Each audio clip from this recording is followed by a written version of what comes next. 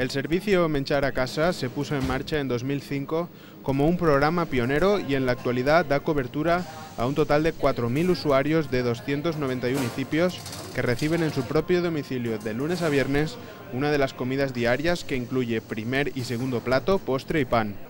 El secretario autonómico de Autonomía Personal y Dependencia, Joaquín Martínez, ha visitado las instalaciones donde se elaboran diariamente los menús que posteriormente se distribuyen a los beneficiarios de la provincia de Valencia.